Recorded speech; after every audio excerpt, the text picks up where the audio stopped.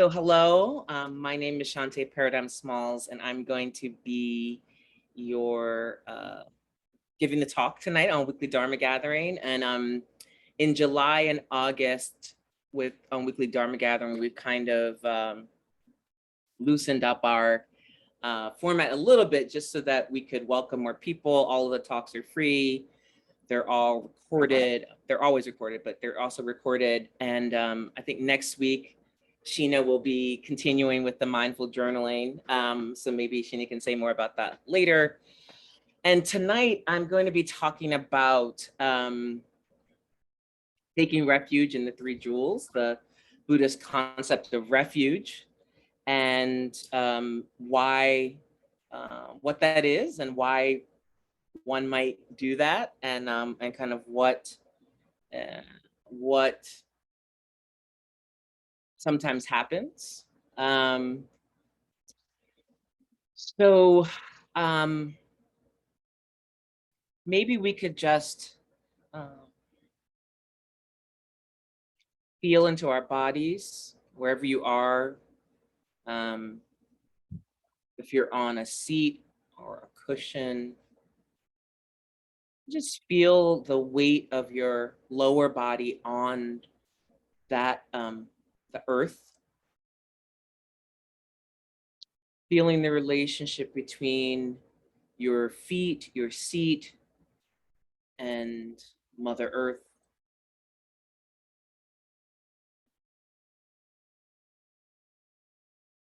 Letting the front of your body just open and melt. Relaxing the face and the jaw, the forehead, ears, throat. Elongating the back. Feel a kind of relaxation in the front and a kind of uplift in the back, even if it's just energetically. And feeling all the space that's above you, the boundless cosmos, Father Sky and our siblings in the sky, the planets and the stars, and all the unknown or unseen beings.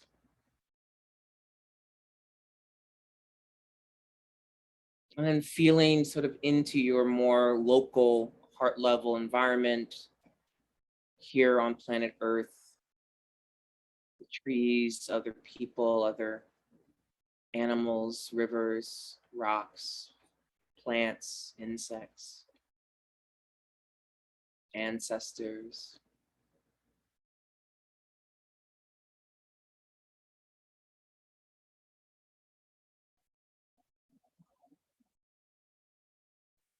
And just begin to feel the sensation of your body breathing.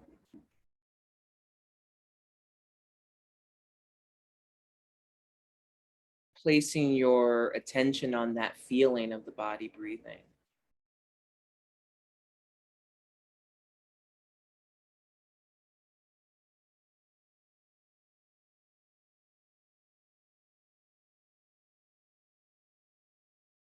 And the idea is really to be with yourself with as much simplicity and lack of fanfare as possible.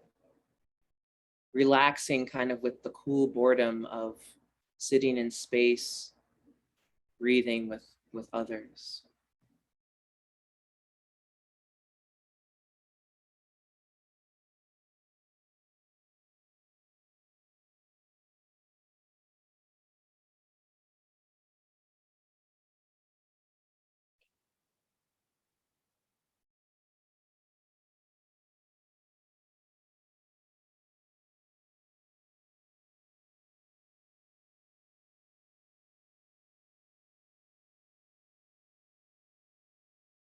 And when we're sitting in space and feeling our body breathing, we may become aware of thoughts or motions or bodily sensations. And all of those phenomena are great. It's part of being alive.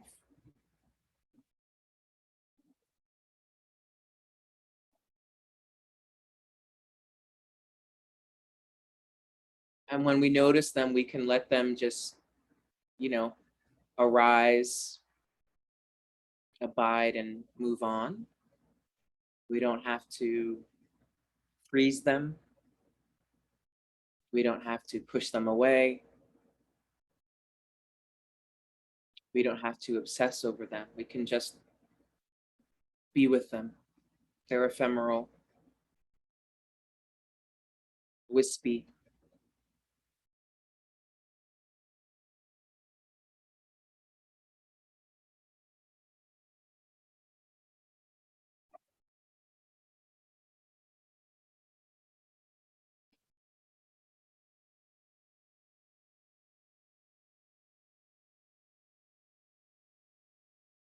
Sometimes we can get hung up or stuck on thought or a memory or an emotion or a feeling or a physical sensation. It may be something pleasant or unpleasant, but it might capture our attention. It might take us away from paying attention to the feeling of our body breathing. But at some point we notice that, oh, I'm in a fantasy, or I'm someplace else in another time and place, or I'm, really obsessing about the tightness in my hip.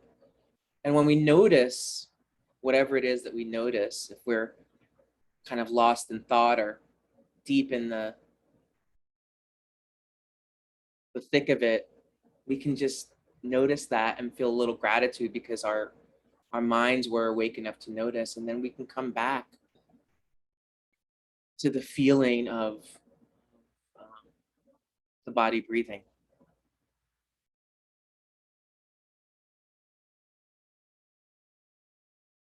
Without entertaining ourselves or beating ourselves up, just the real simplicity of sitting, breathing, noticing, and being in sync.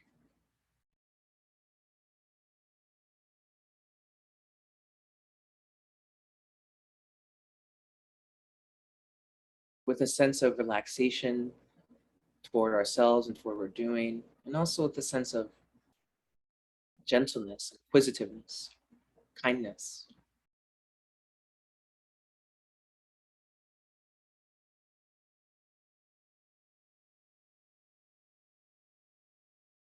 And maybe even a little bit of enjoyment of the simplicity of sitting in meditation.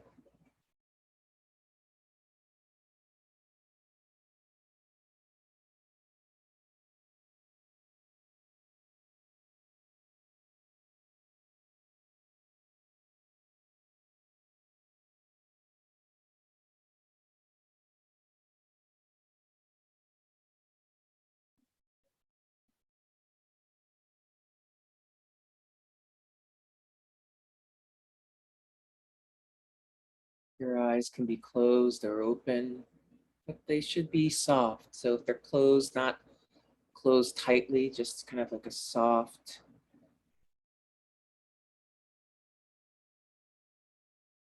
engagement. Or if they're open, again, a soft gaze.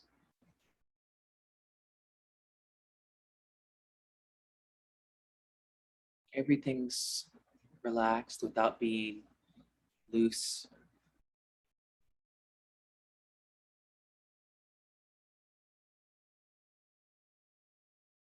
It's like your spine is a hanger and your body's hanging over it. So it has shape, but it's not rigid. It's not floppy.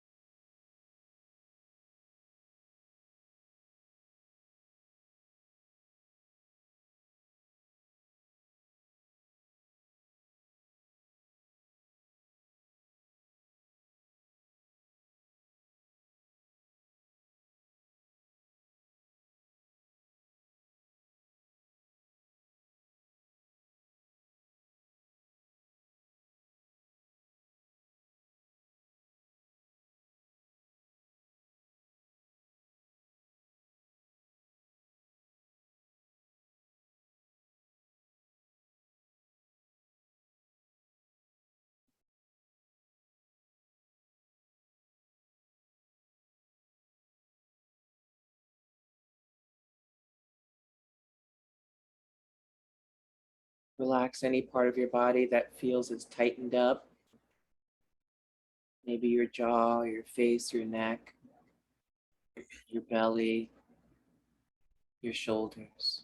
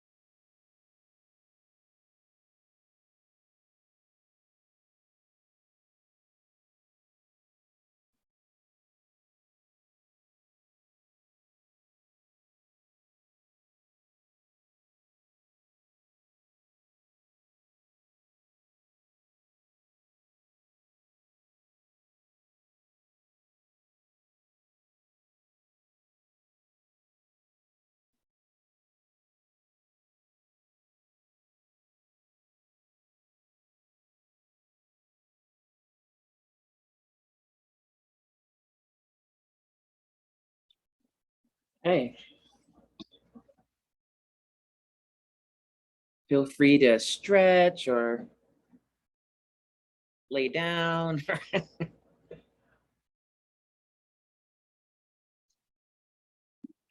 So thank you for joining me tonight on Weekly Dharma Gathering. Again, I'm Shanté, Paradigm Smalls. I use they, them pronouns and zooming in from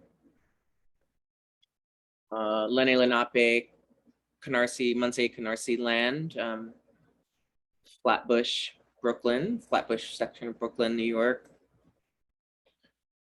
And I'm actually really excited to talk to you all live, and then also the people who will be watching the recording about refuge, taking refuge in the three jewels.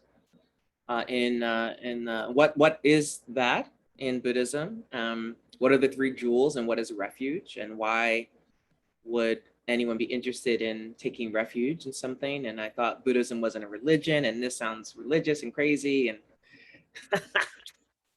so there's a practical reason for me doing this. I am will be offering refuge vows as a proctor in January. So I think a number of people have signed up, but wanted to just do this open forum. So if anyone was interested in taking refuge vows, learning a little bit more about what that would entail, but also um, just saying a little bit more about that. So the first, I'll just start by giving you the refuge formula, which is, you've probably all heard, I take refuge in the Buddha. So that's the first jewel. I take refuge in the Dharma. That's the second jewel. And the teachings of the Buddha and other teachers. And I take refuge in the Sangha, community of practitioners. Sometimes people do Buddha, mind, Dharma, speech, Sangha, body or heart center. Um, trying to get all my little equipment together here. So this three jewels of the triple gem is what is said to the Buddha as an example of a human being who woke up to the truth of his existence, and then the Dharma as any kind of truth that brings us to in more synchronization with ourselves and brings us into wakefulness, right? So it doesn't have to be like Buddha Dharma. And then the Sangha is really any community of practitioners that's committed to self and each other, to helping each other wake up and live, not just ethically, but holistically in their environment. So I'll say a little bit more about that when we get to the talking about a little about the Eightfold Path and sort of ethical behavior. So just start with a quote from Trungpa Rinpoche. By taking refuge, we commit ourselves to freedom. So refuge in the three jewels, and I'll talk a little bit in a minute about the word refuge, but refuge is in three jewels is really saying, as I said, I want to follow this example of Buddha Shakyamuni, who left a kind of sheltered life and a life of relative privilege at that time. I mean, he also left his wife and child, which people don't talk as much about, right? So that's also something that can be problematic, because sometimes uh, the patriarchy that's built into the Buddhist system often supports this kind of like idea of the man or the masculine person, like spiritual life being more valuable. But that's another talk. But the Buddha Shakyamuni, after he trained with a lot of Hindu gurus and a lot of who were very powerful, and had him do a lot of hatha yoga and a lot of aesthetic practices, he just he almost died at this one point, and a young woman offered him some rice milk, and she became actually his first disciple, and he was like, maybe it's not about starving myself and doing all these extreme things, but maybe it's about simplicity. And so he sat under a Bodhi tree on a grass mat or on the grass, and he just sat and was simple and was in tune with his environment. He wasn't trying to dominate his body or escape from it or escape from his environment, but just being present with what was happening, whatever was happening, day, night, whatever weather, whatever kind of bugs were landing on him and birds. And at some point he saw the nature of mind. He experienced it. And not only the experience, he began to then teach others about it. So we'll get into that. And then, so with the second jewel, it's reading, studying, contemplating, testing out, and practicing the Dharma, or any truth that brings wakefulness, that wakes me up from the delusion of suffering. And it is practicing with the community of people in the Sangha, or the community practitioners, so that we may help each other on the path, and holding mirrors up to one another to make self-deception harder to practice, right?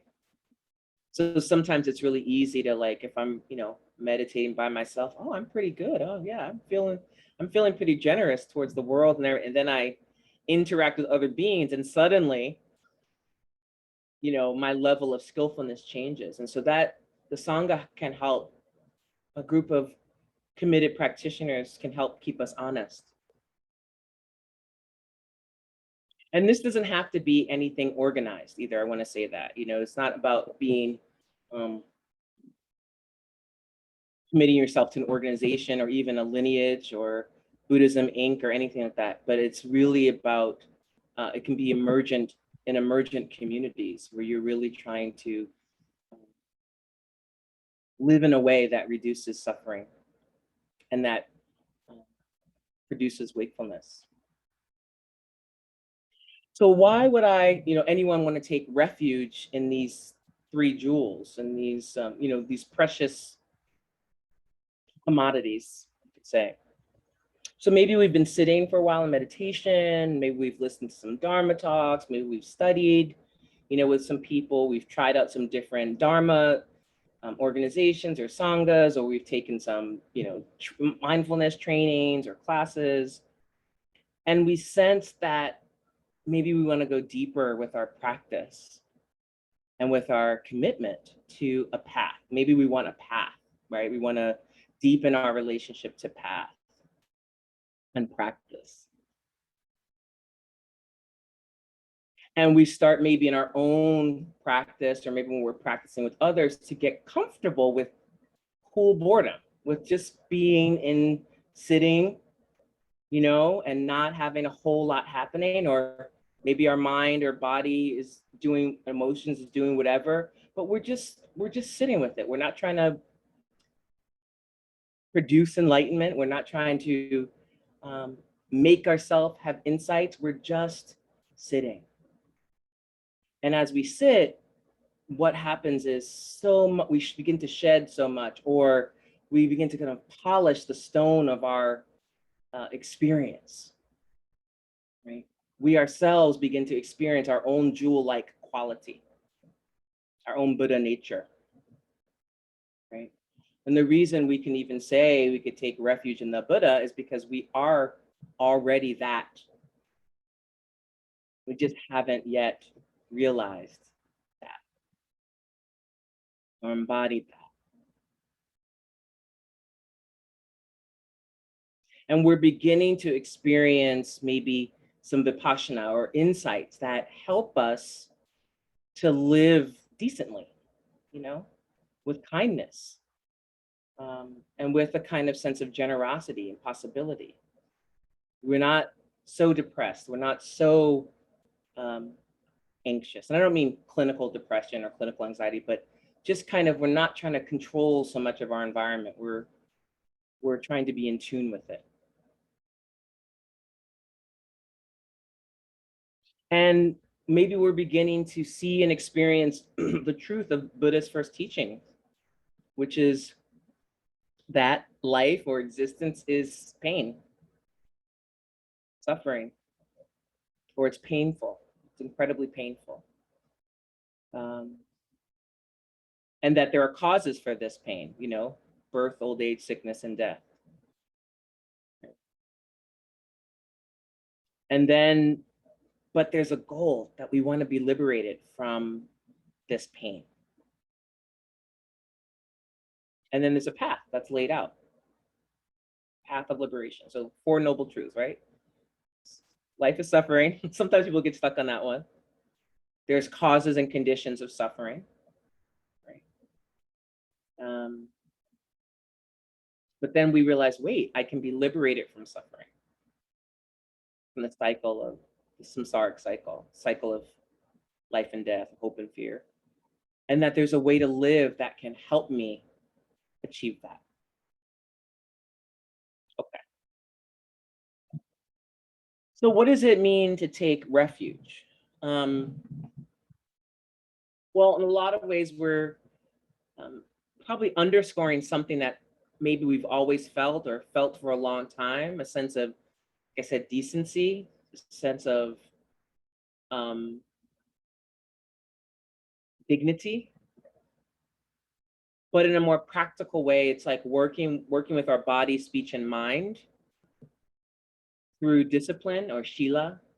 Um, so we can think of discipline as gentle consistency, not like, you know, beating ourselves up or beating someone up, but just trying to be consistent. We work with our body, speech, and mind through discipline, shila, through meditation or samadhi, saying these Sanskrit words, and wisdom, or like ultimate insight, prajna.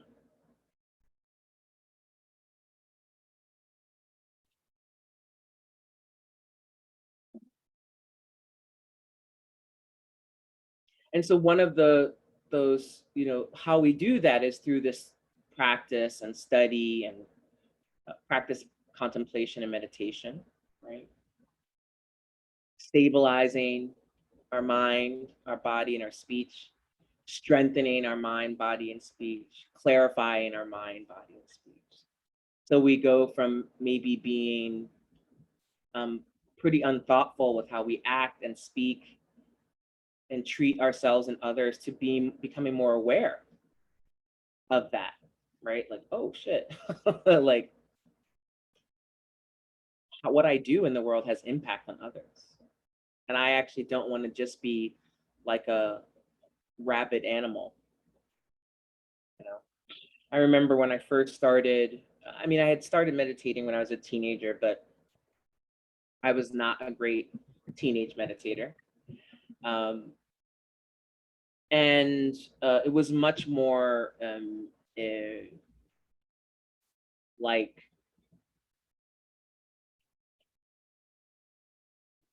I don't know. My relation to it was very naive. But as I began to get deeper into meditation practice, particularly in my 20s, what really happened for me is I thought what was going to happen was I was going to meditate and get really good at meditating. And then I was going to be kind of protected from the world. Like there would be this like meditation avatar of Shanté. And then there would be like the internal Shanté, right? And what really began happen for me is that I began to see clearly, notice my neurotic patterns, my habitual patterns. I mean, like they were glaring. Like I could kind of hide from them before and be murky, and it was like I was just seeing myself in a mirror.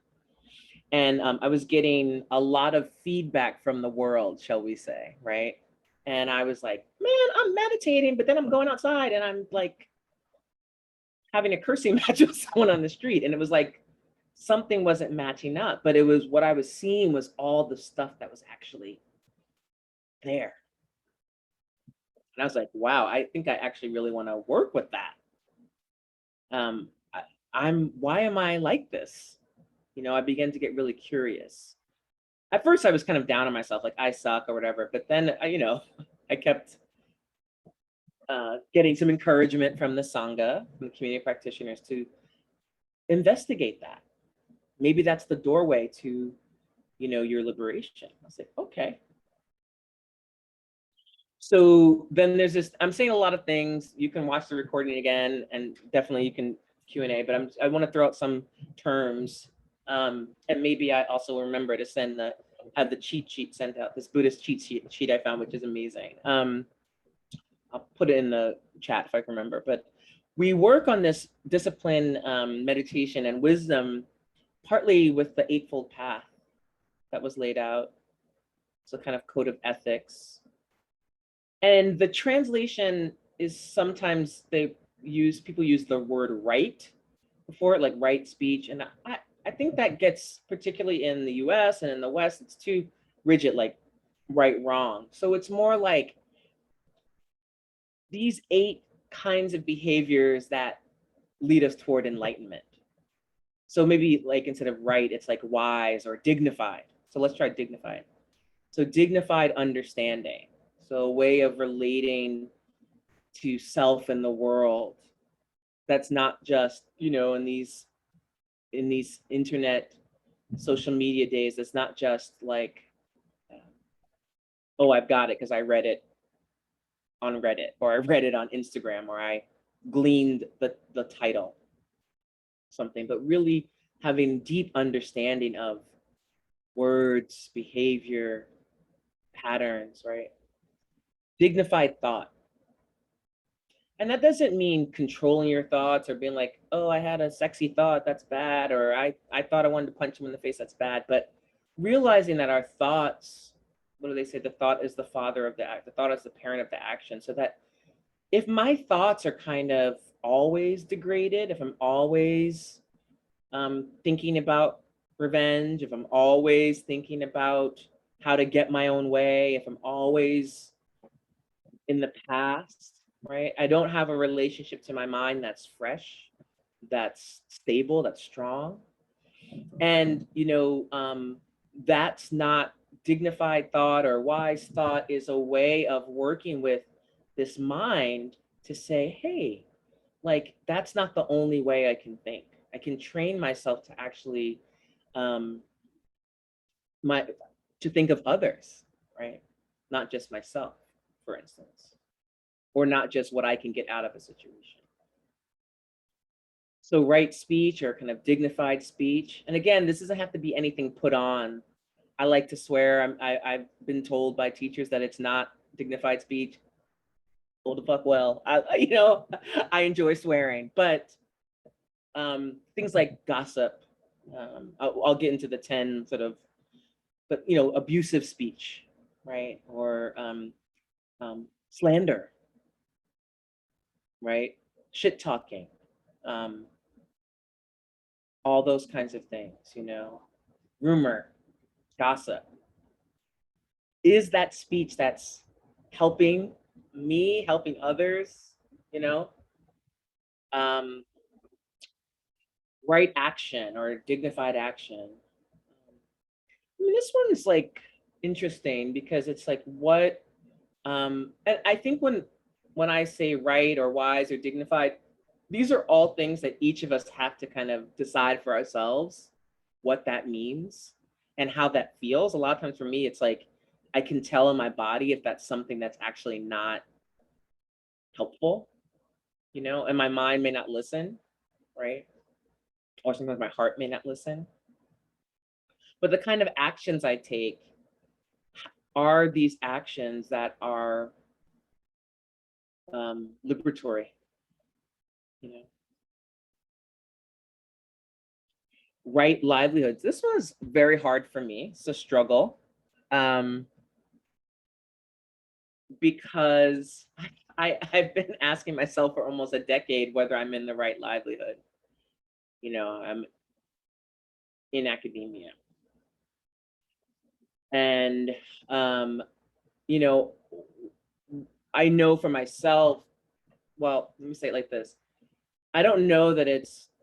I probably being in like the mafia or something is probably not right livelihood.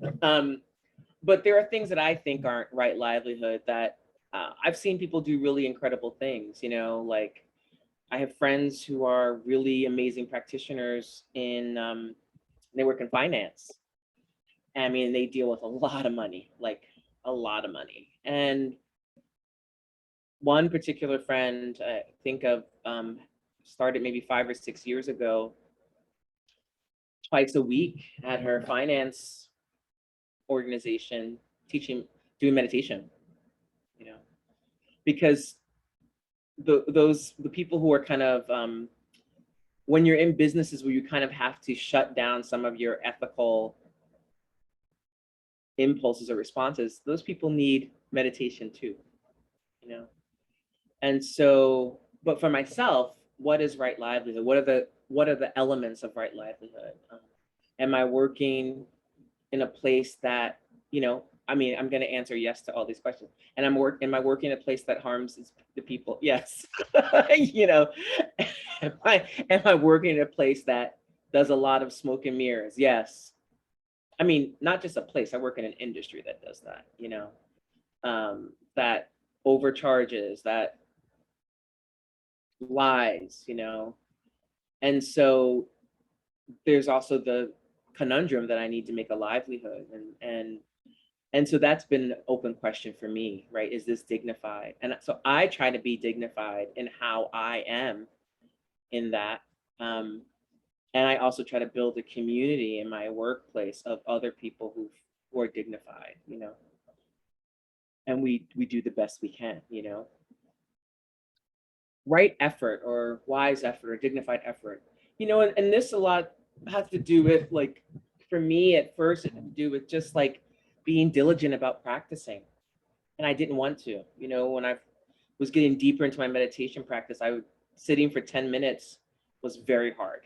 Every day I would try to sit for 10 minutes, and then things changed and I was able to sit for longer and longer periods of time more frequently. But putting in that the physical effort of sitting, as we know, or whatever, it's like working out or walking or whatever it is, putting in that effort that's not violent toward ourselves, but that's actually dignified, right mindfulness. Um, so you could say that this is when I'm sitting on the cushion and I'm working with feeling my body breathing, that this is the part where when I notice that my mind has wandered off from the object of meditation, the feeling of the body breathing, I come back to that object of meditation, and that my mindfulness is on an object that actually is simple. So sometimes that's the breath, or it could be, sound of a gong, something that's, there and simple, right? And I'm not really meditating. I'm not placing my mind on like making money, like, like I'm gonna meditate on a big pile of cash. And then finally, right concentration. And again, has to do with just deeper and deeper levels of samadhi, or coming back to the breath with kind of gentleness, with constant kind of return to the object of meditation. And then they say, eventually one notices that you don't have to return, you're just staying. And, then, insights can occur. So I ran to that pretty quickly, but those are the elements of this eightfold path that helps us walk the road of um, liberation, wakefulness. But there's also this quality in refuge that has to do with kind of a strong word that sometimes people have a reaction to, which is renunciation. And what we're really renouncing is our obsession or our allegiance to pursuing the cycle of suffering, right? We're renouncing that ignorance, that commitment to suffering. And we're really saying, I'm going to do my best. Not about perfection. I'm going to do my best to be a decent, human being on this planet while I'm alive. Just going to do my best, right? And I'm going to do my best to align my life in that way so that it helps me to live that way. And that I'm being a community of people, right? That helps me to live that way. So I just want to mention what the 10 wrongdoings are, refraining from them. They also get taught kind of when people are thinking about bodhisattva practices, but that's not what we're. Okay.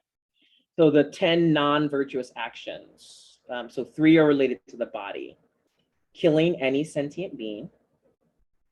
So, I eat meat, so this is something I think about and work with. Stealing or taking what is not offered. And then sexual misconduct, which of course is a big deal in our world, but also in many Buddhist communities. And New York, Cuomo just resigned because, of course, sexual misconduct. So 3 of those actions relate to the body, right? What we take into our body and then how we use our body towards others. 4 have to do with speech: lying, slander, abusive speech, idle chatter, and gossip. And then 3 have to do with the mind: covetousness, which is interesting, thoughts of wanting to cause harm to others, and wrong view. So wrong view is a little broad, but that could just be that I don't have Buddha nature, or that person doesn't have Buddha nature, or something, right? Or I'm better than that person, or worse. And there's a beautiful little practice. I'll just wrap up this that doesn't get talked about a lot, but I've been thinking about it, and it has to do with what's my inspiration for staying on the path? When I kind of, because we get deflated, or moods can change with the seasons and the time of day and the circumstances of our lives. But there's a teaching on the 4 reminders which turn the mind to the Dharma, towards the Dharma. And they have to do with, they're related in some ways, although not the same as the 4 Noble Truths, but they're reminders. So, it's a contemplation. So I'll just read it. So the chanting of the instruction, so the first reminder, that it is difficult to find a free and well-favored human birth. so that, human birth is considered the highest of the 6 realms, even though it's in the middle, because when you're human, you have just enough pleasure and just enough pain, and you can hear the Dharma. You're not in the God realm where everything is so great that you don't need anything and you're just kind of hurting people because you're like, with your Lamborghinis and whatever. And you're not in the lowest, the hungry ghosts or the hell realm, where you're in so much suffering that you can't experience any relief. So you're in the middle. You can experience both pain and pleasure. So the chanting of the instruction that it's difficult to find a free and well-favored human birth. First, contemplate the preciousness of being free and well-favored. This is difficult to gain, easy to lose. Now I must do something meaningful. That's the first reminder. The second reminder, death and impermanence. Second, the whole world and its inhabitants are impermanent. In particular, life of beings is like a bubble. Death comes without warning. This body will be a corpse. At that time, the Dharma will be my only help. I must practice it with exertion. 3, karmic cause and effect. Third, when death comes, I will be helpless. Because I create karma or action or habitual patterns, I must abandon evil deeds, or you could say ignorant deeds, and always devote my time to virtuous action, dignified action. Thinking this every day, I will examine myself. 4, the retribution of samsara, or the cycle of hope and fear, pain and pleasure, life and death. 4th, the homes, friends, wealth, and comforts of samsara are the constant torment of the 3 sufferings. Just like a feast before the executioner puts you to death, puts you to your death. I must cut desire and attachment and attain enlightenment through exertion.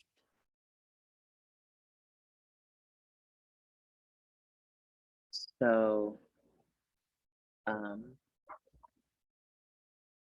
yeah, that's, I think, what I want to say on that. So, if there are any questions, I'd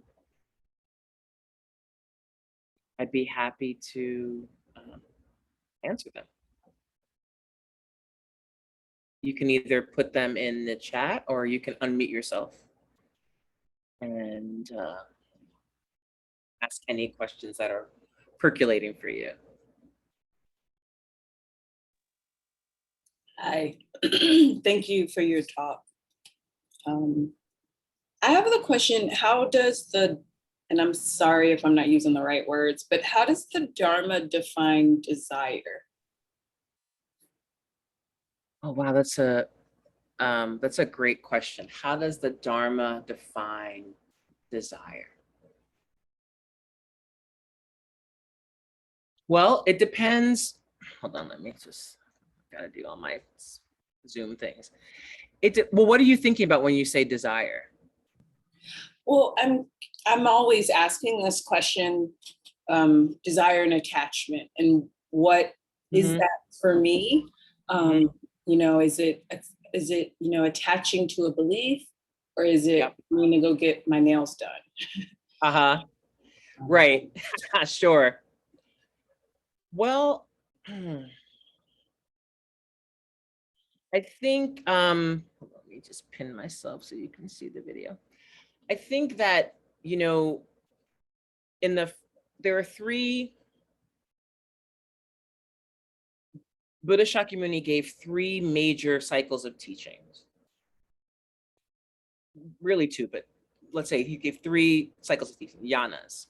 And really in the first turning of the wheel of Dharma, the Dharma chakra, the Hinayana, the lesser vehicle, or the narrow vehicle, not lesser in terms of it's less important, but it was really for monastics. And so those really in those early teachings, you really get a lot of the Vinaya and these different kind of ethical sutras or, verses.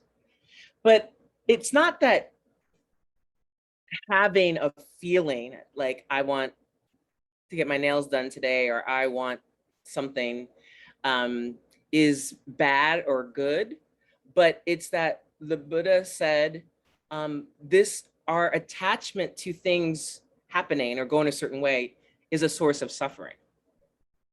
So that's kind of the thing. It's like, it's not that it's good or bad or we're not supposed to have any desire because we are human beings. It's really seeing that the stronger our attachments are, the more we're going to suffer. Now, sometimes I say, cut attachment and be free. Well, every time someone I know dies, I feel incredible pain, right? Sorrow. And I don't want to not feel that sorrow, even though I understand we know that that's everything that lives dies, right? So it's working with the desire that produces suffering. So you could think of that as like talking about the three poisons, like passion, aggression, and ignorance. And when we experience those things at this very deep level, we're in suffering because we can't hear or experience our true nature, which is that we're fine. At the same time, when we see suffering in the world, desire helps us act and intervene when there's violence, right? Because we understand that that's producing suffering, right? So a lot of times it's kind of this Orientalist view that, if you're a true Buddha, you just sit back and you don't do anything, right? But I mean, and there are, the teachings on compassion are a different set of teachings, but that you actually, it's actually, I think, relating rightly to those desires, right? If I don't get, that whatever it is, ice cream, am I gonna be, is it gonna ruin? Or if I don't get let's raise the stakes, if the percentage of people getting vaccinated doesn't go up to the number I would like it. And you can think of desire in this case almost like resentment, where it's like something happens and we think with our mind that by sending thoughts to that situation, to that person, we're getting back at them, but really we're harming ourselves, right? It's that kind of thing, like I think when they talk about desire, right? That it's the pain, self-generated pain. But that doesn't mean you have to stop wanting things. You go to any Buddhist, even a Zen temple, and they're all very nicely appointed. You know what I mean? It's not just sticks and grass and rock. You know what I mean? So really, it's about, I think, how I imagine it in kind of in this very kind of like simple form. It's about my environment, my body, my mind, and my speech. I'm trying to align them in a way so that I can even wake up through those things, that my speech wakes me up, my thoughts wake me up, how I treat my body wakes me up, how I arrange my environment wakes me up, right? If I'm doing these things because they entertain me and put me to sleep, like your nails could wake you up or they could put you to sleep, right? How do I relate to it? That's really, it's not like the thing or not the thing, but my relationship to it. Is it habitual? Is it kind of a thing that is an escape, or is it a narcotic, or is it something that's like, wow, that's actually makes me feel dignified. And I feel like a little bit more, something shifts energetically, So, I mean, we don't want to get rid of our juiciness as beings. We're really blessed in that way, even though it's also a cause of suffering. But we can change our relationship to it, right? right? Change our relationship to, do I really need that thing? You know, this is me with books, right? Do I really need that book? Like, really I need another book? You know, yes, I need it. You know what I mean? But that kind of thing. Does that make sense? Thank you. So, Thank so beautiful. Thank you. you for that. That's a great question. Thank you.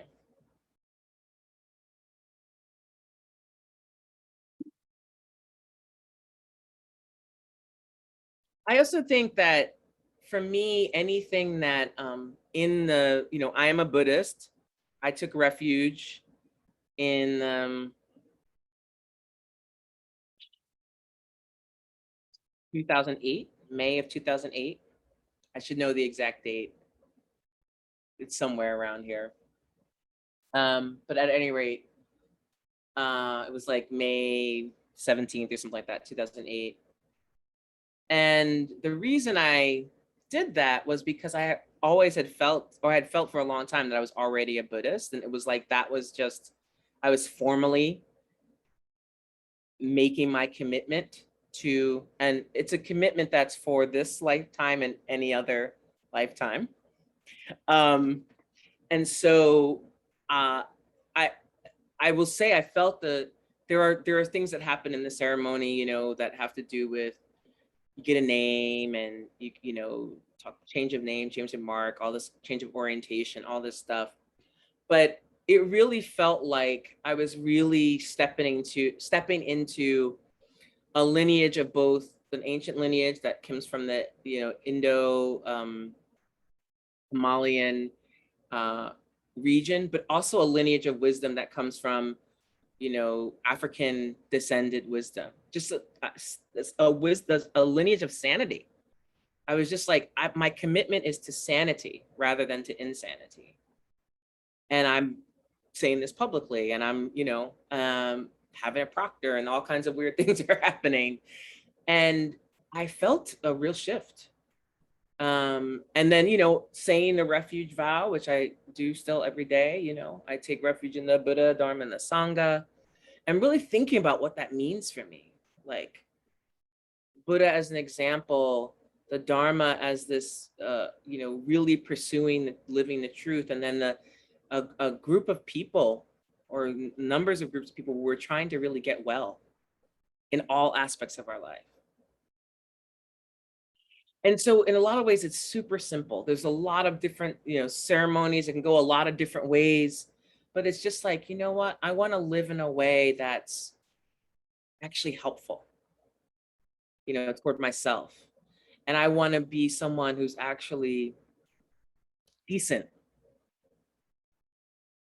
The other thing is, you know, this doesn't preclude, I mean, I know some people say this, but it doesn't preclude someone from being in another religious practice, you know. So I know a number of people who are, for instance, in you know, Yoruba, Ifa, African indigenous religions, who are Buddhist and Christian, who are Buddhist and Jewish, who are, you know, whatever. I don't know as many. I know people who are culturally Muslim, but they're not practicing in Islam. Um, and so it's really just a commitment to decency. And if you feel like there are like religious or cultural practices that help you achieve that, more power, more power to you, you know, right? Whatever you need. But it's a commitment to your own decency and just being relaxed, less neurotic, right? Is this right? Is this wrong? You know, do I have to put, you know, the statue of the Buddha here or there? It's really just like simplicity. You know, I'm gonna sit, or I'm gonna walk, you know, and I'm gonna just try to be in sync with my environment and my body and my mind, and see what happens. A lot of times nothing happens. A lot of times very subtle things begin to happen. So, you know, it's not depending who you hear, depending who you hear it from. I see it as less about restriction and more about liberation, our commitment to liberation, right? To being liberated. And really at this level, it's about self-liberation and working with self control in a way, not control like tight, but self regulation, like not just being wild, oh, forget it, I can't do it, I'm trying to do this low carb thing where I'm trying to eat less than 100 grams of carbs a day. And it's actually not that hard, except for I can't eat bananas because it's like, they're like 45. I'm like, what? How's a banana so many carbs? I love bananas so much. And I'm like, but my mind is like, just give up. I mean, it's really not hard. The only thing is like, I'm probably eating smaller meals more often and cooking a little bit, not just 3, it's like maybe 5 times a day I'm eating. And my body feels fine. But my mind is like, oh my God, this is so hard. I'm like, you've been doing it for 3 days. Like, how hard can it be? It's like it's not that hard, But the mind, right? And so I just noticed that. I'm like, okay. And instead of giving in and just saying, oh, fuck it, it's like, just work a little, just like, okay. I don't have to, that thought is there. I don't have to entertain it. And then it goes away. Right. And so it's, back in the day, I'd be like, well, I wouldn't be doing this, but back in the day, it'd be like, oh yeah, just give up or something, So there's a kind of self-regulation that we're really working with this level of practice.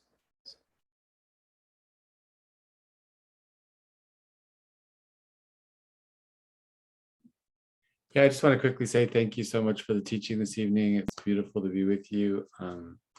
Wonderful to see and hear you. I got so much from discipline equals gentle consistency. That's going in my morning meditation. That's discipline. Discipline is not this thing to be feared. I have so many negative associations with discipline, and therefore I want to reject any form of discipline. Yeah. So, or fight it, or yeah. So that was super, super valuable. Thank you so much. Thank you so much, Jeffrey. Yes. I think many of us have grown up not just with we've grown up with really bad experiences of discipline. Like I know I did. It was always so rigid and sometimes violent. And particularly, I grew up in a religious household, and discipline was like, it was strict. It meant strictness, right? So, I mean, I find some of it humorous now because actually, some of it really helped me on my Buddhist path. Like my mom would wake us up at 5:45 every day during the week for morning devotions. So when I go on retreat, I'm like, yeah, I've been doing this since I was a kid. But we couldn't listen to worldly music on Sundays. I mean, it was crazy. Whatever. It was just like, thank you, Mom. I love you. But this sometimes like structure and discipline, those words get a bad rap. But I'm here to tell you that in Buddhism, it is structure and it is discipline, but it doesn't have to be violent. Although I will say in some Buddhist traditions, I mean, particularly when they're training teachers, it's pretty violent, unfortunately. But it doesn't have to be that way for us, that the discipline is really like, I'm really working with trying to build on something, like how, if I wanted to build a house, it would take some discipline. I mean, plans, but also materials, but I probably wouldn't, it's probably not built in a day. And if it was, it probably is not of good quality, even if it's a small house, So it takes a little bit to come back again in fair weather and in foul, it takes some work. And I think also part of discipline is educating ourselves and thinking about what these words mean to us, I feel particularly, I've been thinking about this a lot in the last couple of weeks, but I feel particularly strongly that,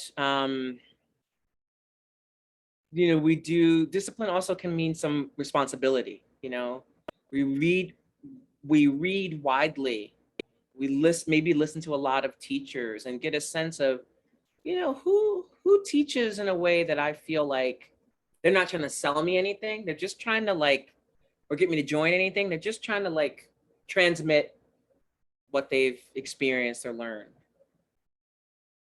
And I think that like, on one hand, there can be a kind of suspicion. And then sometimes we can also be like, oh, well, that's a, teacher or something. So I'm just going to believe that, So discipline is also having a relationship to discernment,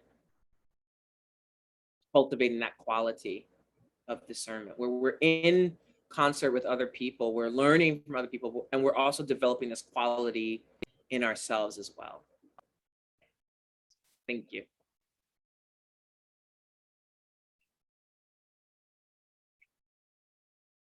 Lisa, not to put you on the spot, would you like to ask a question, or you don't have to?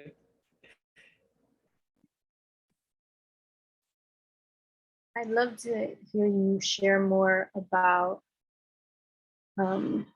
wise or virtuous speech in, I think, like historically, or sometimes I've been super dogmatic about not talking about anybody who wasn't in the room and not talking shit on anyone.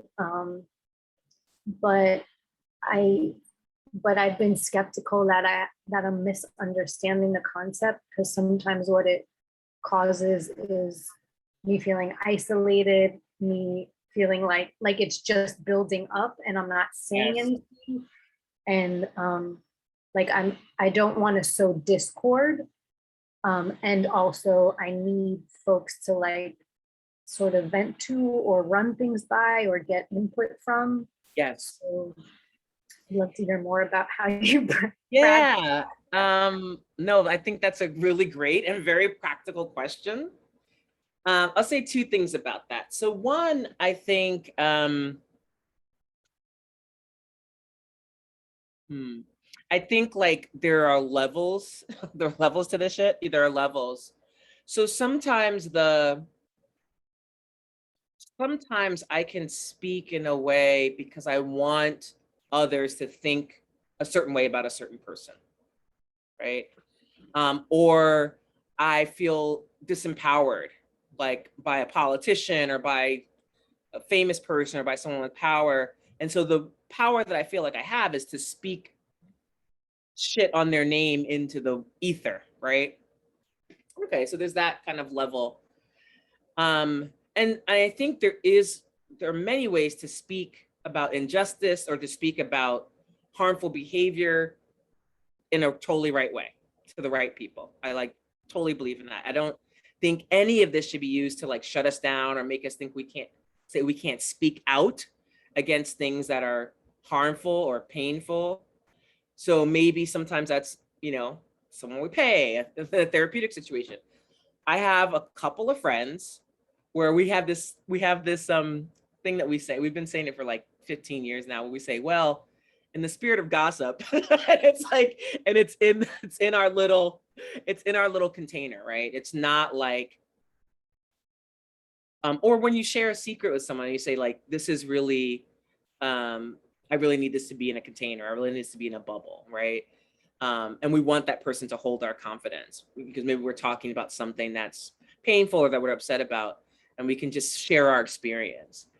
But I think gossip is like broadcasting. Do you know what I mean? It's like, that's like a major, it's like we're usually we don't gossip to one person. It's like, it's a thing. We tell a narrative. And, I have to say that like right speech is really hard for me, although I've gotten much better at it on the internet, on social media. It used to be email back in the day, and I had to learn how to like write, but sometimes I just really don't comment on things that much, right? Unless it's with my friends, like, oh, cute baby, hee hee ha ha, or whatever. But there's no point. It's like, there's no point in getting to an internet discussion, and so, for me, that's been like having to follow less people, or, you know, I used to really be a big Twitter person. Like I was an early adopter of Twitter, like in 2009. And Twitter's just the last five, I mean, it's just even before, you know, Trump got on Twitter, it was just like, it's like the wild people are so wild on Twitter. And I was like, it's just too much for my brain, you know. I was like, Instagram, not Instagram getting crazy, but, you know, I think like we can have those safe harbors that we, you know, people we talk to are like, hey, you know, can I, you know, people we trust, or just we want to vent. I think that that's okay. And I think also our relationship to that venting, those kinds of things change. Sometimes I find that when I want to vent, I just hold my tongue. And I'm like, is this something I really want to say or need to say or have to say? Or am I just filling the space with something a little idle, right? I mean, because like I could, you know, it's like the weather, like, oh, it's hot today, right? You know what I mean? Like, you know what I mean? I mean, it is. But, you know, sometimes it's more serious. And I actually need to think about where and how and to whom I want to speak that to. And I think, you know, I'm thinking about like degraded speech, right? And now this gets a little funny. So just, you know, this, but I think about how you used to be able to, for instance, give your word on something and maybe shake hands on it, and that would be enough. Now we have to sign contracts because our speech has been so degraded that you can't trust. One can't trust people's word, right? Even though spoken contracts still have some legal binding, but in society, you used to be able to say, I agree, okay, you know? But now it's like, I agree, you know, okay. And so speech is degraded.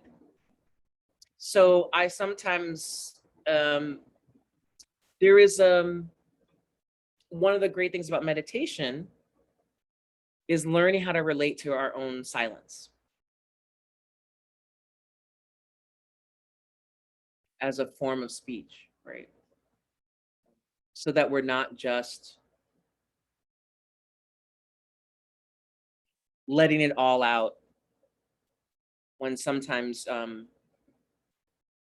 you know, we should direct it, you know, to places where it can be held correctly and with love and with kindness.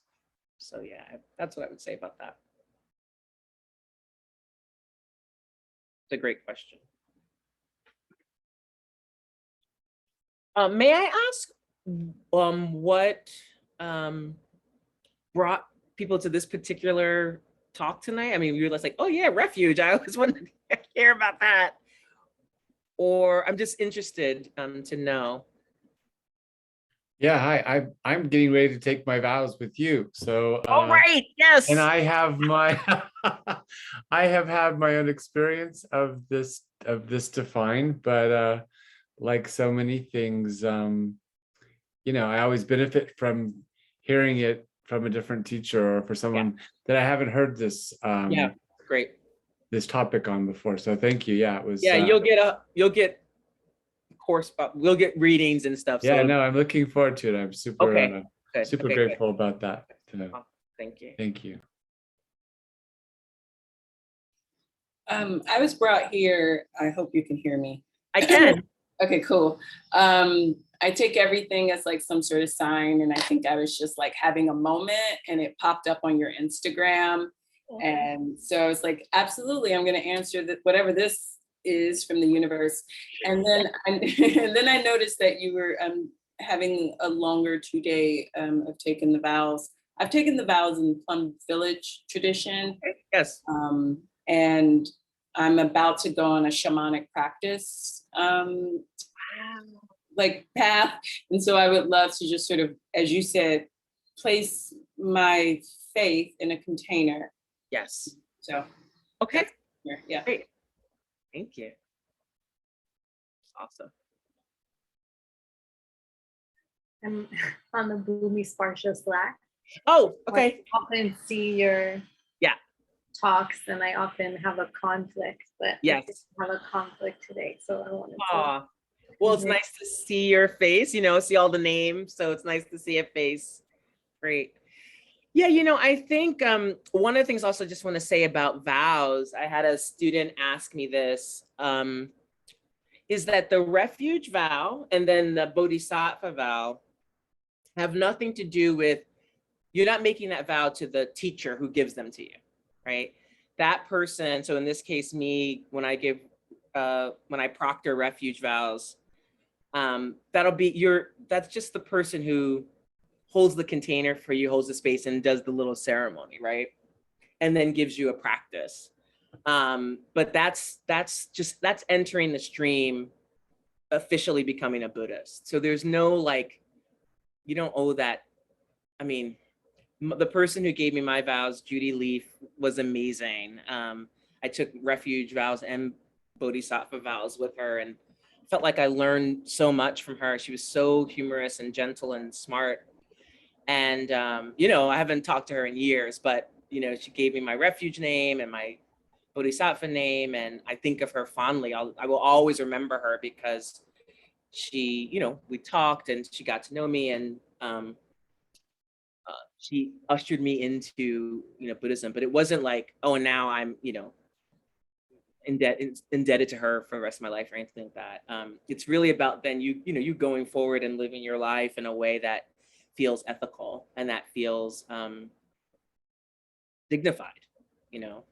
So you know, I just want to say that, like, so why do I have the right to give vows? Well, my teachers, Lama Rod Owens and Lama Justin, said, yep, you are qualified to give refuge vows. I cannot give bodhisattva vows. If you see me advertising that, no. No one has authorized me to do that. But both my teachers, you know, I asked them last year, 2020, and they said, yeah, you know, totally.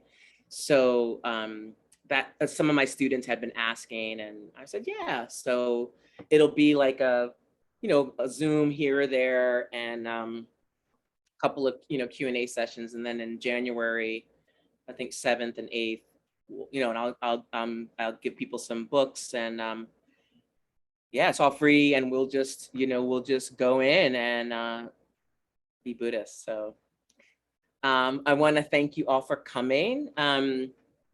Let me just put the weekly Dharma Gathering website in here.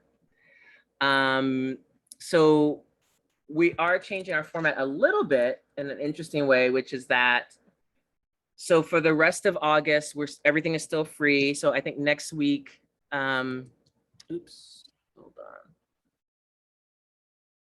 Tina, who was here earlier, will be doing mindful journaling.